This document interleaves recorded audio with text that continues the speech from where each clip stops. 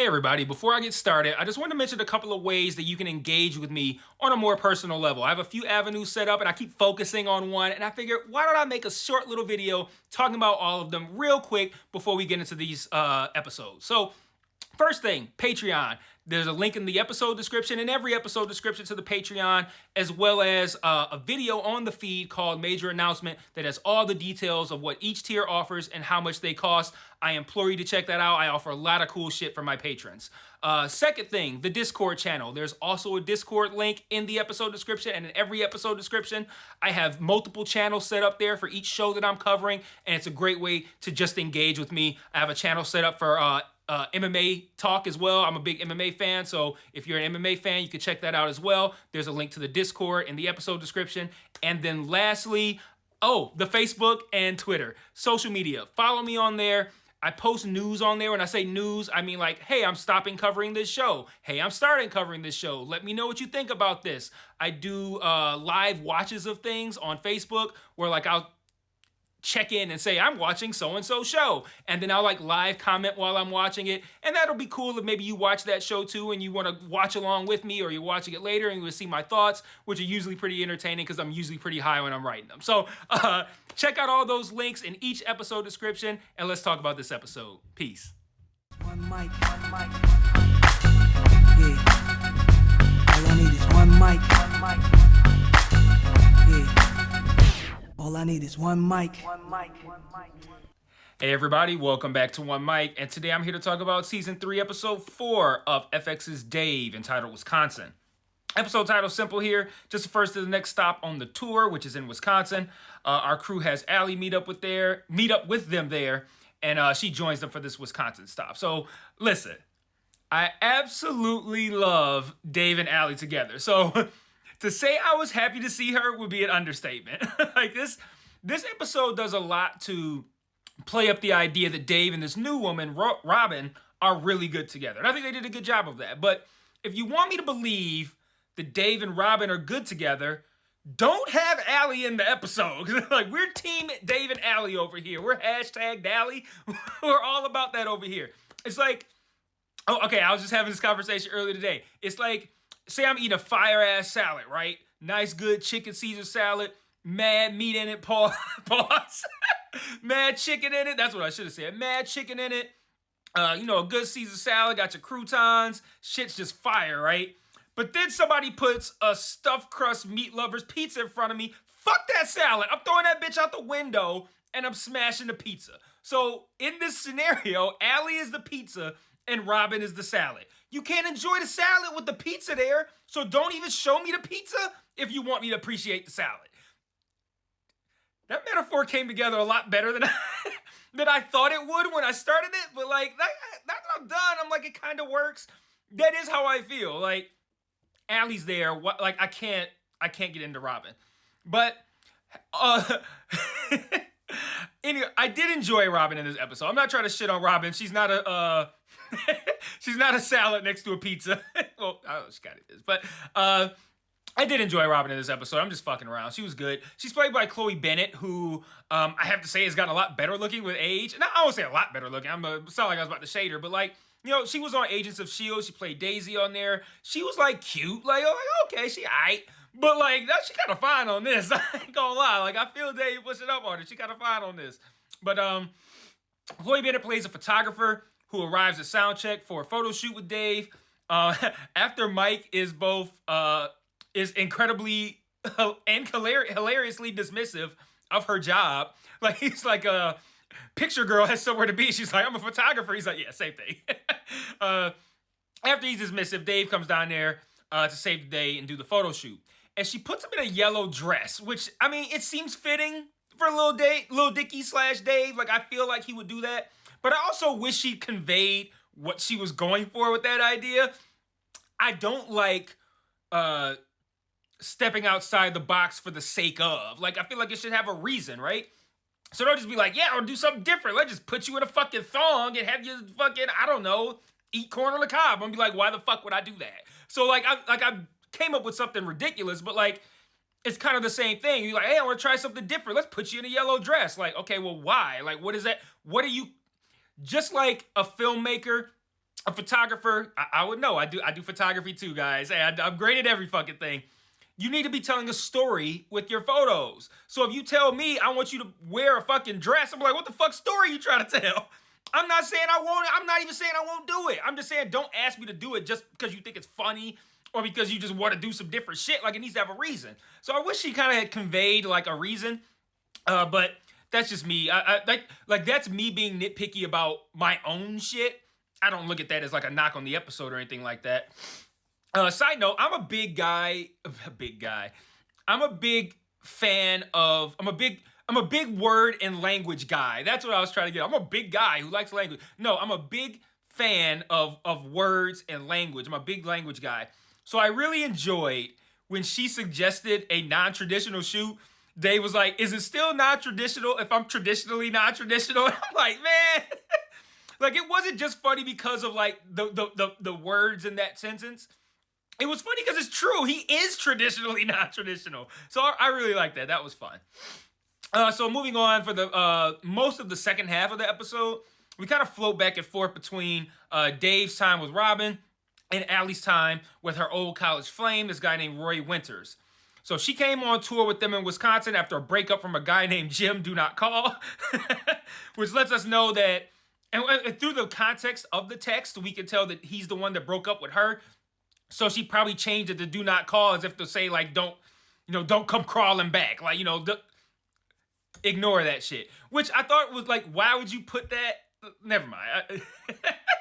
Like, if I intend on not calling a motherfucker, I don't have to put anything next to their name because I'm not gonna open their name up. But whatever. She might need a reminder. Maybe she's opening it up all the time. Who knows? But like I said, she came on tour after this breakup with this Jim Do Not Call guy for the express purpose of fucking this Roy guy, which I hated because I want to see Dave and Allie together, so I didn't enjoy them casually talking about fucking other people with each other. Like, I thought, I don't know, man.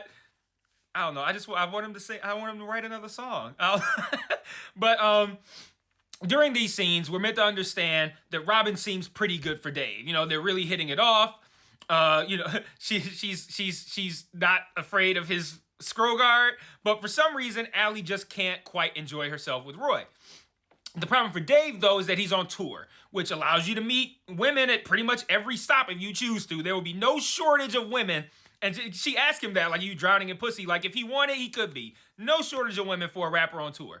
But if you do find a good one that you like, and you want to be in a relationship like we know Dave wants, you find somebody like that with Robin, what are you going to do when you have to leave in the morning to go to the next stop?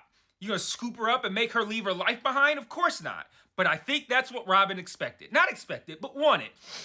And I think that's why she kicked him out the next morning. She said earlier in the episode she wanted to leave Wisconsin. When he asked her, like, are you gonna be in Wisconsin forever? And they're really into each other. They're throwing around the L word. And then she's like, I wish you weren't leaving. And he's like, yeah, but as soon as I'm gone, somebody else will come and you'll make the next guy happy. And it comes off like he always saw her as a one-nighter, or it's just disappointing to find that connection and then learn that they aren't even considering extending this beyond this one day. So I think that's why she kicked him out. I get it. It's understandable. I don't think this is the last we'll be seeing of her, but I don't know, I want to be with Allie, so I don't really fucking care. Then on Allie's side of things, like I said, her goal this whole time was to get fucked, but she's realizing that a one-night stand or first date sex isn't really for her. She even said, like, I've never even had sex on a first date. And the scene where she stops the sex, I think, was kind of tough to watch because you feel bad for both parties. She wanted to have sex with him, and she was putting forth a very honest and vigilant effort to fuck this guy, but she just couldn't bring herself to do it. And it's got to be really hard, and probably even, it's got to be really hard and also a little scary to tell a man you've changed your mind about fucking him while he's reaching for the condom after you've sent him news and he already ate your pussy. It's probably, you're risking a whole lot shutting it down at that time. Like a whole lot. That's got to be real scary. I can't believe she did that. Like, now that I'm saying it, I'm like, man, that is the worst time. You gave this guy a lot of signals. But, like, on the flip side, that was probably really hard for him, too.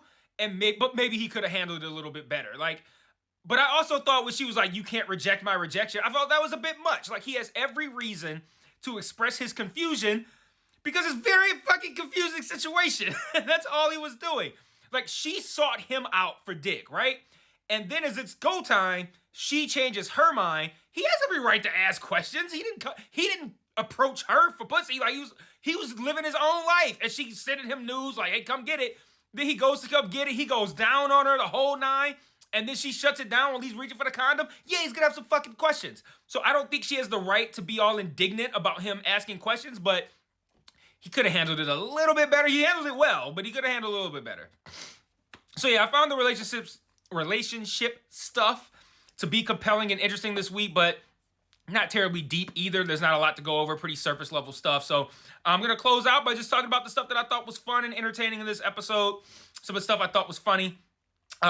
When Emma made Gaeta and Els move out of where they were at on the bus, and then Dave's like kicking the black man to the back of the bus. I didn't even think of that when she did it, but that was a great line. The stuffed animal, well, it wasn't an animal, but you know what I'm talking about. The stuffed thing that was actually like a dick and balls. It was funny watching Allie hold it because she was holding it like a baby and it looked like she was breastfeeding it. And I didn't even realize what it was at first. I'm like, why is she breastfeeding a stuffed animal? And then she holds it up and it's a dick and balls. And it just made it even funnier. I love when they said that Dave dated an LDS when they were in Utah. He's like, I thought it was a baseball thing, like in LDS. And I like that kind of joke. That's one thing I'm like, how do you even come up with that? Like, you get jokes that sometimes are like generic and they feel like they fit into a show, or you're watching a sitcom and you feel like, I may not know the exact joke that's coming here, but I kind of know where it's leading. I didn't see that coming.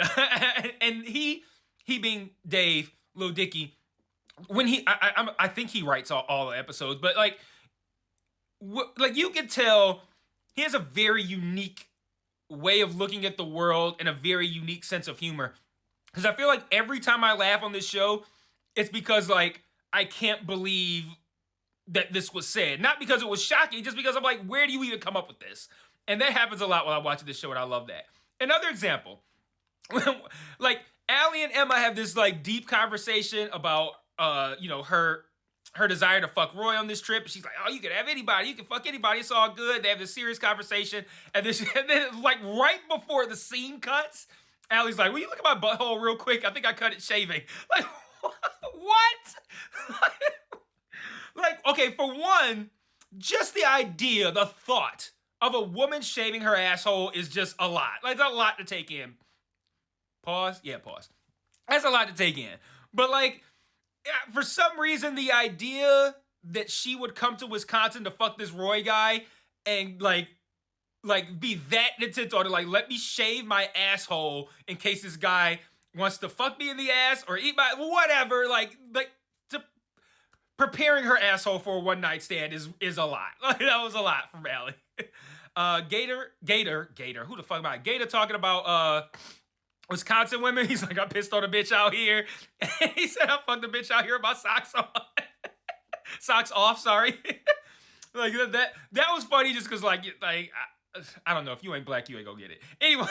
Anyway, the flying into Allie's mouth, I thought was funny. The way she was choking on it, that was funny. And it was so random. Like, that didn't fit into the scene. That scene plays out how it plays out without the fly. It's a perfectly fine scene. And I feel like, again, that felt uniquely Lil Dicky. Like, he's just like, yeah, let's have a fly go into her mouth while she's talking just for shits and giggles.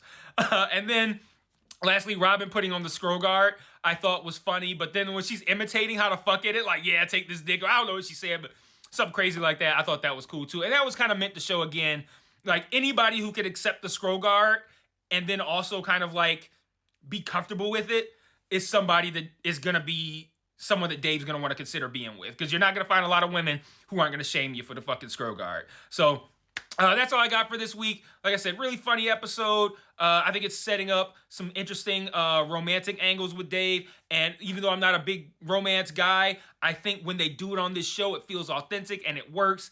And then they couple it with a shit ton of hilarious and unique humor. And I'm ready for pretty much anything this show gives me. So I absolutely fucking love this show. One of my favorite shows, honestly.